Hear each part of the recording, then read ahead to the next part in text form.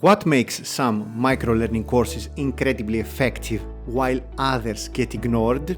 In today's video, we'll explore what works and I'll share 6 strategies that will help you create microlearning that delivers results. Let's roll!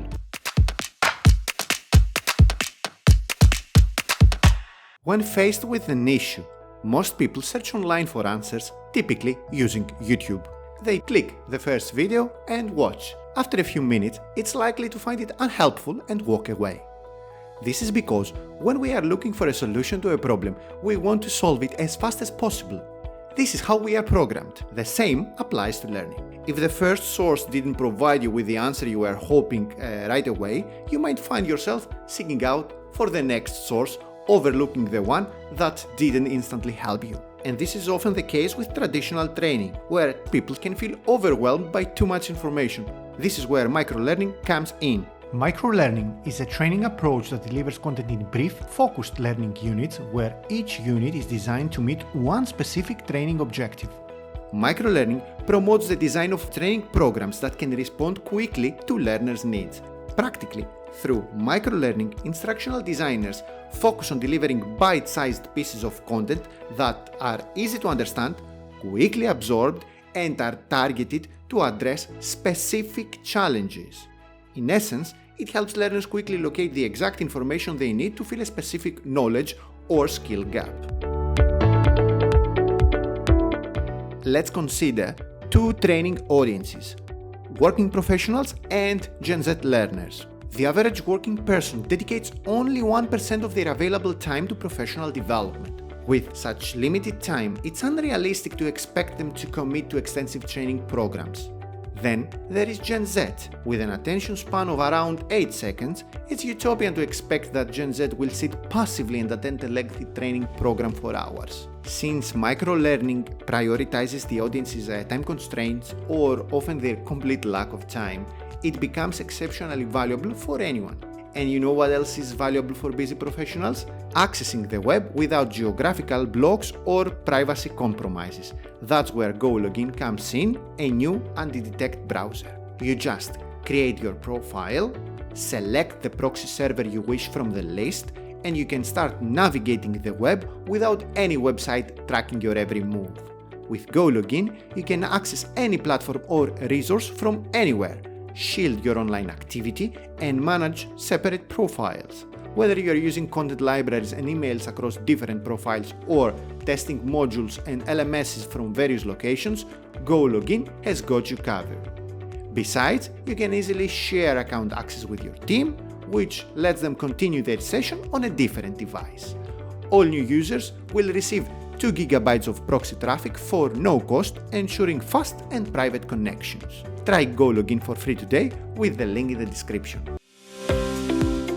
The first thing you absolutely must do is clearly define your audience. Trying to address multiple audiences' needs is doomed to fail. Simple as that. Microlearning's power lies in its precision and relevance. When you don't have a clearly defined audience, you create generic content that fails to address specific pain points or skill gaps. I'm sure that you already know that learners quickly disengage from training units that feel irrelevant to their daily challenges. Without audience specificity, your bite-sized content becomes scattered information instead of providing solutions. So, narrow down a loosely defined audience to a more specific one. This way, you can create content that truly resonates with your learners. However, relevance is also closely connected to the next 2 strategies. Pay attention. Whether you are working with existing course content or writing from scratch, if you follow a microlearning approach, you need to build short, focused learning units. Long courses can lead to cognitive overload.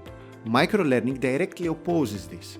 In microlearning, each module should present a specific and distinct piece of knowledge. Let me give you an example. Instead of creating a 45-minute course called Email Management, break it down into learning units such as writing subject lines that get opened, using templates to save 2 hours daily, etc.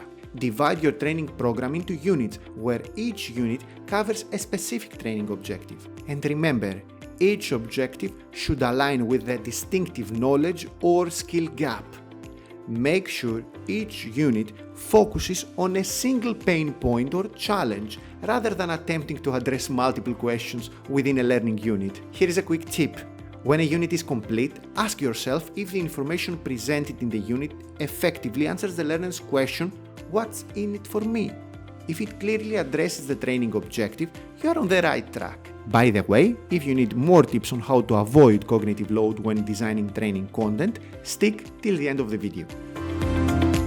You might already have some existing content. However, from my experience, I can safely tell you that this raw content is rarely ready for delivery, as it probably contains redundant information. Microlearning emphasizes filling learning gaps quickly, so you must remove anything that isn't absolutely necessary to fill this gap. Microlearning's effectiveness depends on cognitive focus and time efficiency. When learners access a microlearning module, they expect to quickly acquire specific knowledge or skills within minutes.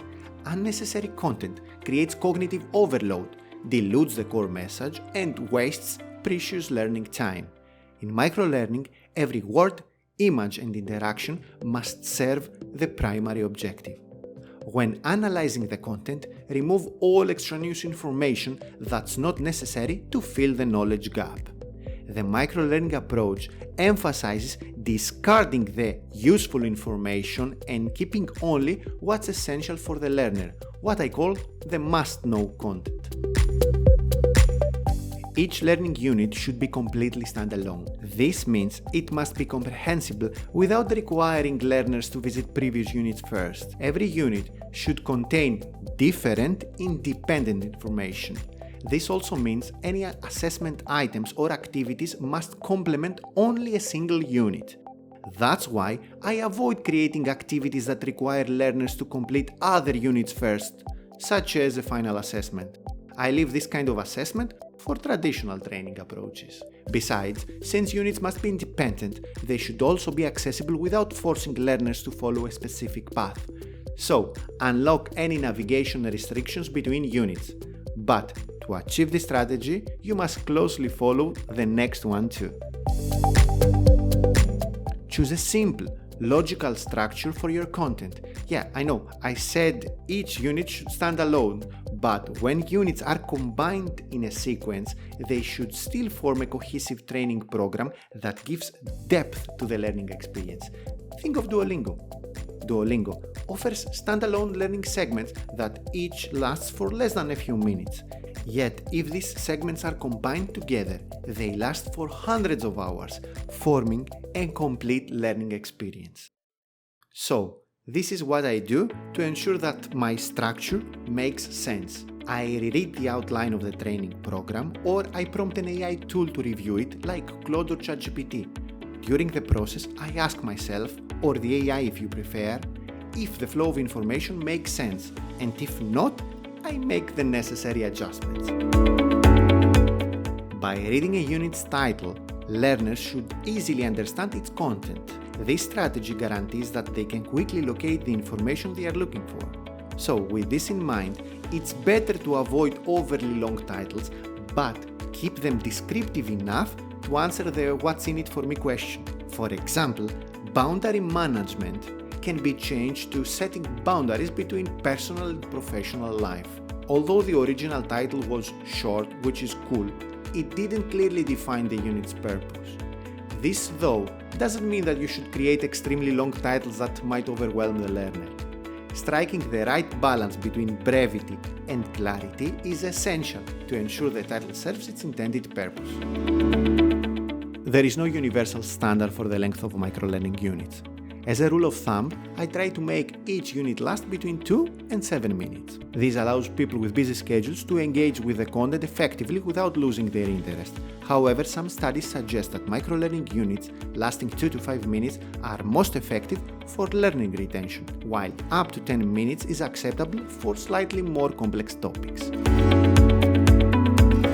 Despite being an excellent training choice, microlearning isn't a one-size-fits-all solution. When your training audience lacks fundamental knowledge of the content, a traditional, more detailed course might be preferable.